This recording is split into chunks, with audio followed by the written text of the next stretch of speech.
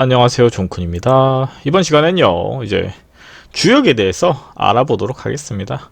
오늘은 첫 시간이니까 역사에 대해서 알아보면서 조금은 이렇게 가볍게 접근한다, 이렇게 보시면 될 거고요. 바로 해석적인 부분보다는 배경 지식을 알고 있으면 도움되는 부분도 많아요. 그래서 한번 보도록 하겠습니다.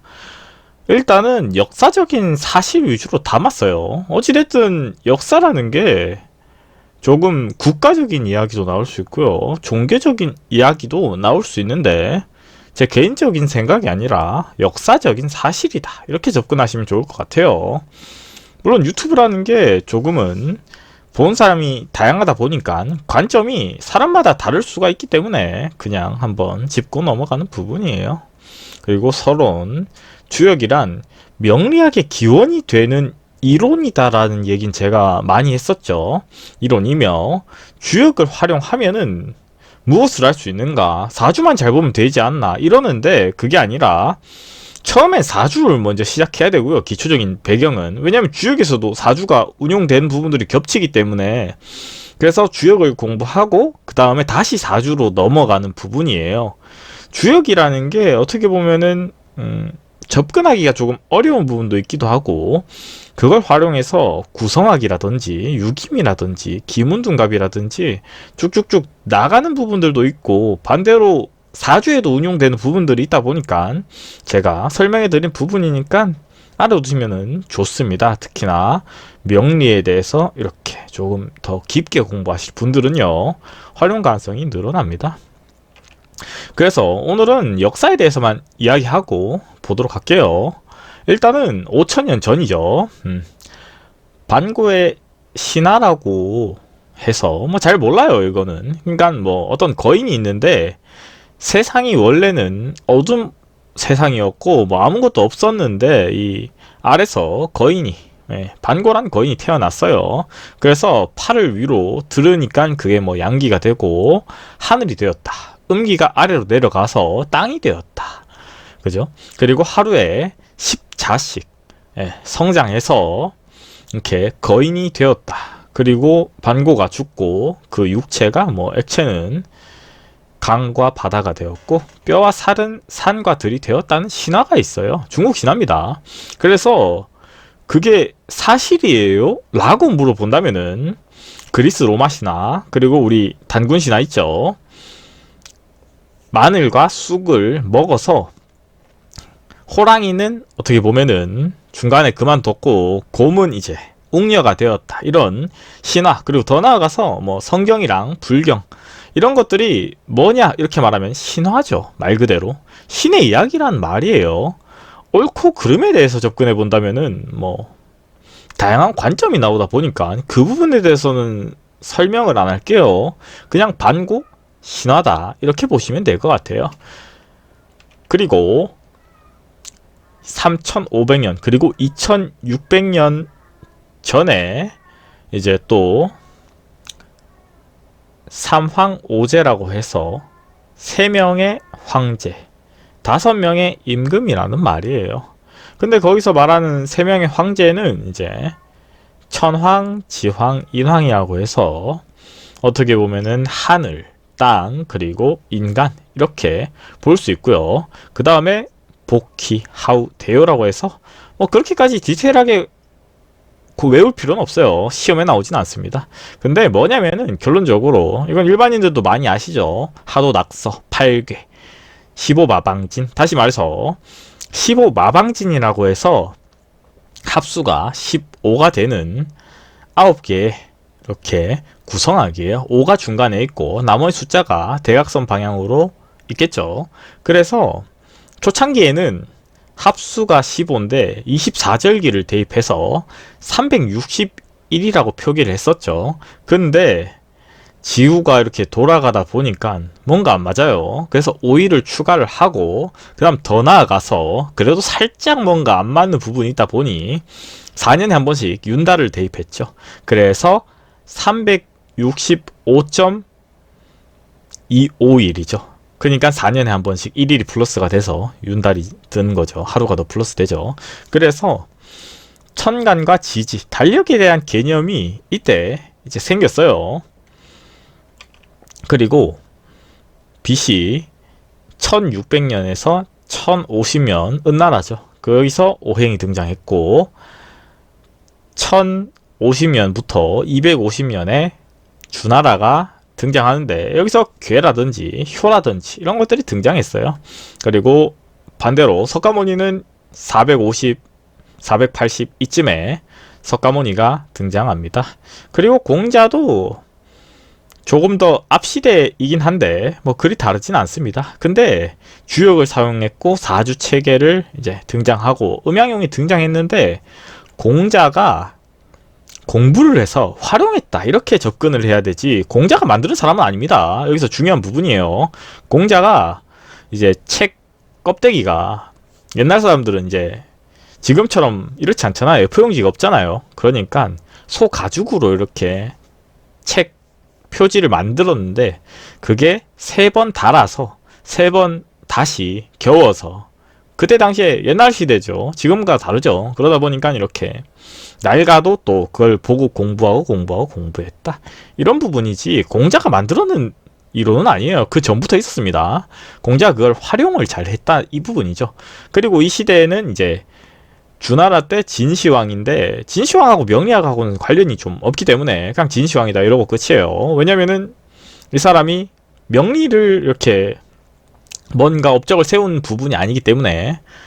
그리고 그 다음에는 이제 200년에서 AD 220년 기원전 기원후에 대한 부분은 다 안다라고 생각하고 갈게요. 그냥 여기가 한나라인데 여기서 이제 12운성이라든지 왕상휴수사라든지 생극이라든지 12지지가 나왔어요. 여기서부터 도입이 됐습니다. 근데 이때 뭐였냐면은 고구려랑 한나라랑 그죠? 싸웠죠. 근데 고구려가 이겼어요. 근데 싸웠는 건 아니고 그냥 한나라가 쳐들어왔던 거죠. 그죠? 그리고 이 사이에 뭐가 또 나왔냐면은 예수 그죠? 가 등장을 해서 이렇게 서양 쪽은 이야기가 진행이 됐고요.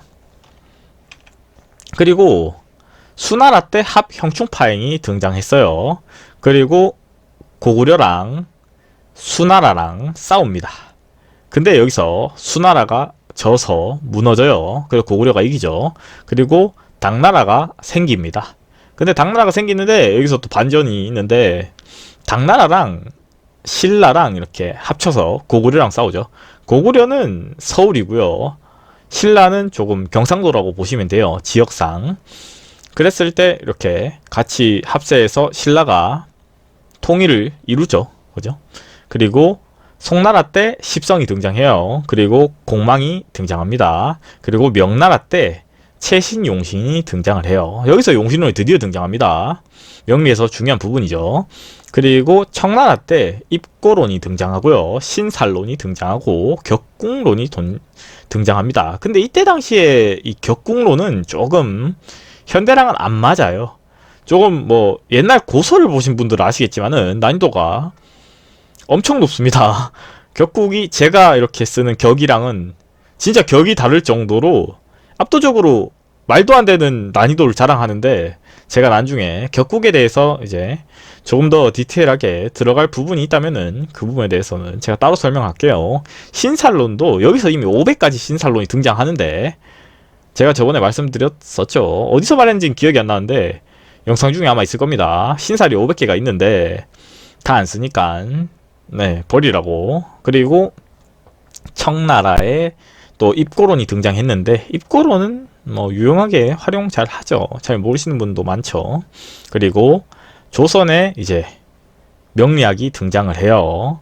1900년대에 그거는 이제 3대 역술인 편에서 제가 중국에서 이제 우리나라로 했다 이렇게 나오는 부분들이 있죠. 물론 3대 명리인 중에서 2명만 이렇게 한국으로 가져왔던 부분들이 좀 크고요. 한 명은 이제 활용을 잘했던 부분이죠.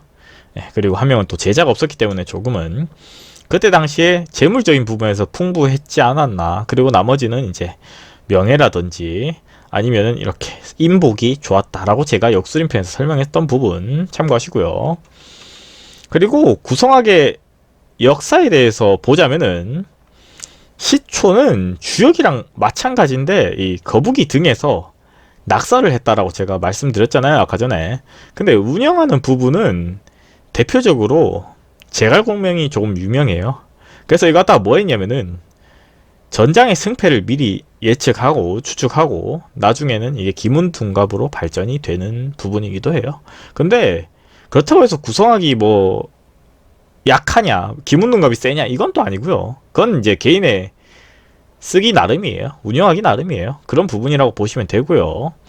원래 명리라는 게 점을 보는 부분도 있지만은 활용 방법에 대해서는 무궁무진하다. 이 부분에 대해서 이제 제갈공명이 전장에서 많이 운용을 했죠. 예를 들어서 방위라든지 승패가 예를 들어서 약해지는 부분이 있다면은 그 부분은 피하는 게 이득이겠죠. 그런 부분들 나중에 또 구성에 대해서 설명이 들어갈 거니까 그 부분 뒤에서 또 설명하도록 하고요.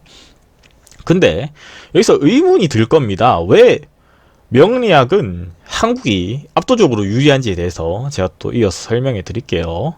중국이 시초긴 한데 제가 지금까지 뭐 짧게 말했죠. 10분 내외로 말했는데 이게 5천년, 4천년 역사예요. 그리고 명리학의 역사이기도 하고 주역의 역사이기도 하고 중국의 역사이기도 해요. 근데도 불구하고 한국이 왜 운영을 잘 하냐에 대해서 제가 설명해 드릴게요.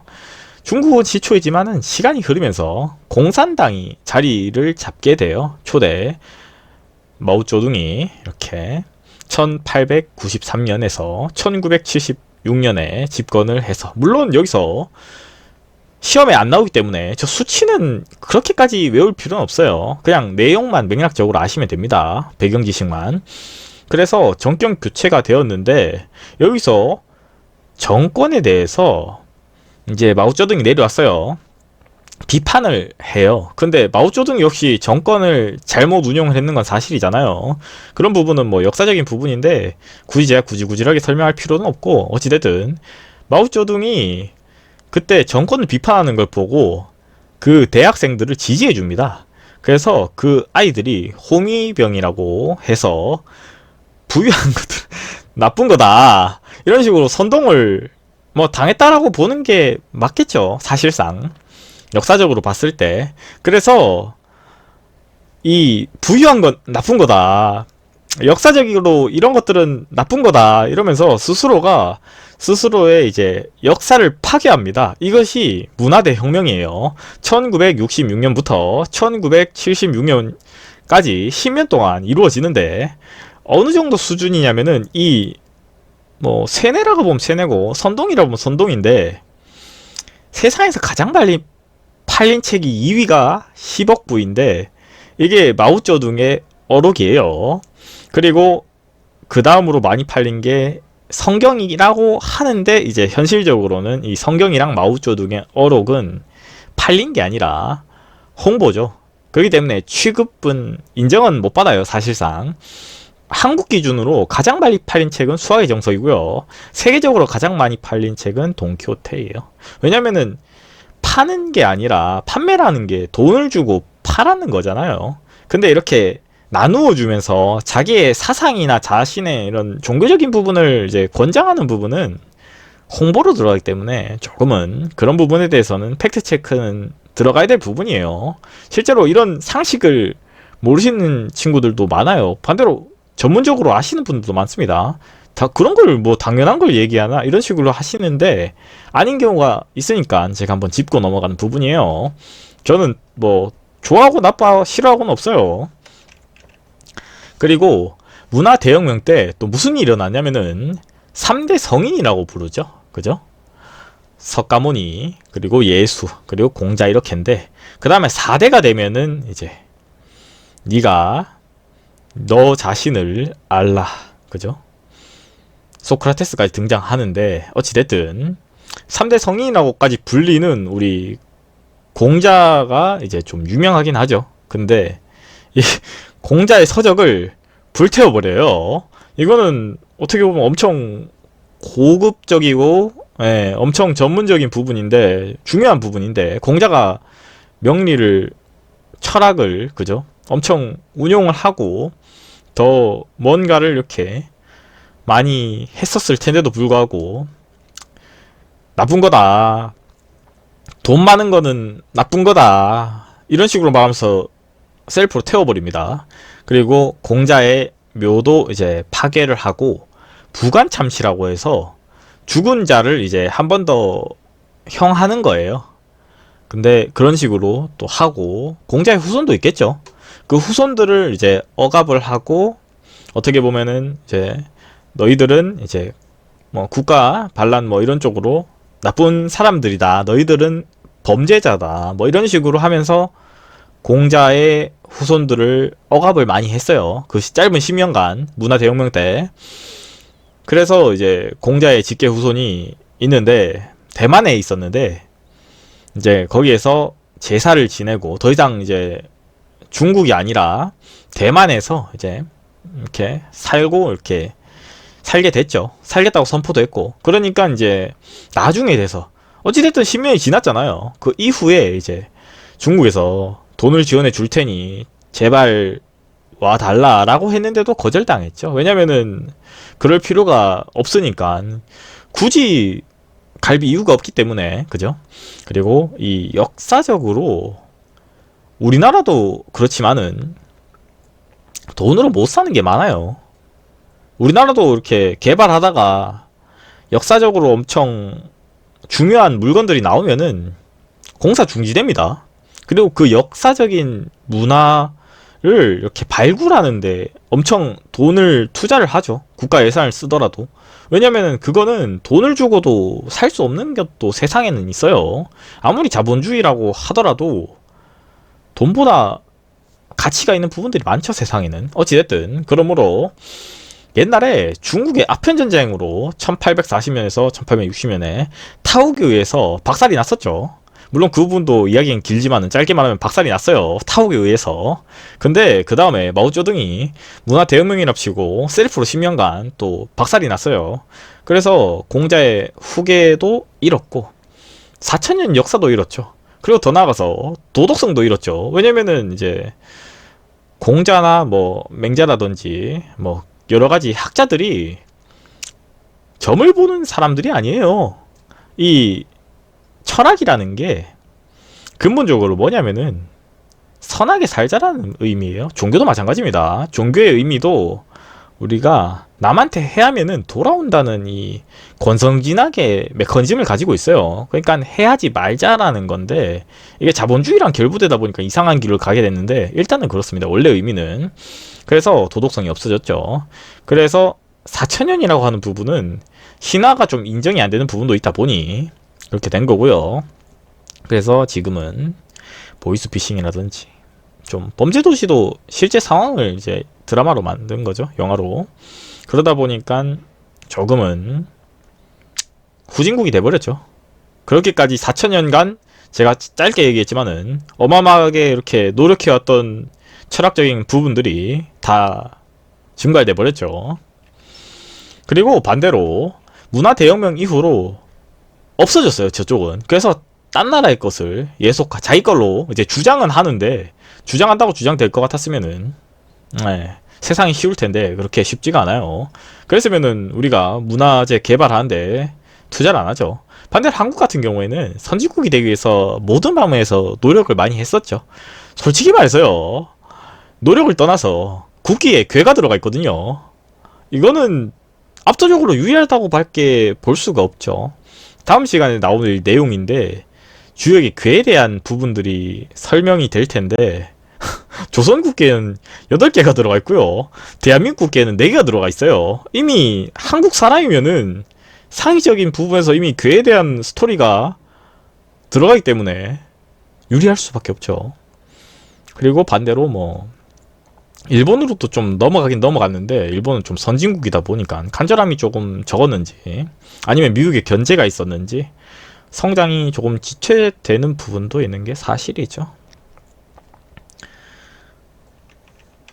그리고 반대로 그 부작용으로 제가 우리나라에 대해서 좋은 얘기만 이렇게 했었던 부분도 있잖아요. 근데 또 안 좋은 얘기를 사실적으로, 그죠? 역사적으로 하자면은 짧은 시간에 우리가 폭풍 성장을 했잖아요. 왜냐면은 우리나라가 뭐 어떻게 보면은 뭐 피해를 입었던 것도 있고, 물론 뭐 과거에는 전쟁을 해서 우리가 이겼던 적도 있겠죠.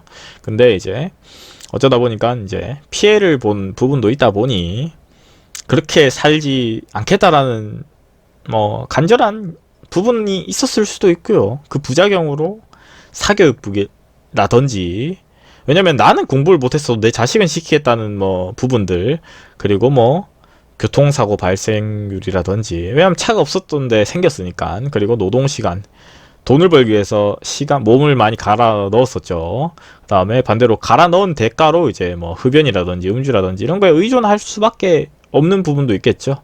그리고 반대로 저출산, 고령화, 그리고 반대적으로 저출산 고령화도 쉽게 말하면은 사교육비가 우리가 세계 1위인 부분에 대한 대가이기도 해요. 그렇기 때문에 안 낳는 부분도 사실적이잖아요. 그죠? 그리고 고령화, 반대로 그 많이 낳았던 부분들이 나이를 많아지고 안 낳으면은 그만큼 또 고령화가 가속화되는 건 사실이죠. 그리고 반대로 상대적 박탈감. 왜냐면은 전투적으로 모든 이제 세상의 이치를 성장하기 위한 부분이다 보니까 돈에 대한 부분에 집착이 될 수밖에 없어요. 그러다 보니까 상대적으로 예술적인 부분이라든지 예체능적인 부분이라든지 우리나라도 조금은 이 철학적인 부분이 약한 부분도 있어요. 왜냐면 그런 자본주의의 이 사상 때문에 어찌 됐든 그래서 상대적 박탈감을 느낄 수밖에 없었고요. 반대로 그것에 반동이 또 그거라고 표현할 수밖에 없는 상황까지 왔는데, 왜냐면 이거 뭐 하지 말라고 그러더라고요. 왜냐면은 모르겠어요, 이건 잘. 근데 어찌됐든 그거도 우리가 1위잖아요. 이 부분에 대해서는 왜 뭐 그렇게 극단적이란 단어를 쓰면 안 되는지에 대해서도 뭐 우리나라도 뭐 아무것도 아닙니다. 뭐 어찌됐든 뭐 그렇습니다. 그렇게 1위가 많은데 우리나라도 이런 부분에 대해서 제가 설명하는 부분은 뭐 반대로 한 번쯤 되돌아보고 좋은 쪽으로 가자는 거지. 뭐 아시다시피 우리나라에 대해서 그렇게 악감정은 없어요. 반대로 좋은 감정도 없지만은 역사적인 사실이니까 지금 현재. 그래서 이번 시간에는 주역에 대해서 역사적인 부분과 그리고 왜 우리나라가 이렇게 주역이나 명리가 발전을 했는지까지 알아봤고요. 반대로 다음 시간에는 이제 주역에 대해서 조금은 또 이론에 대해서 공부해 보도록 하겠습니다.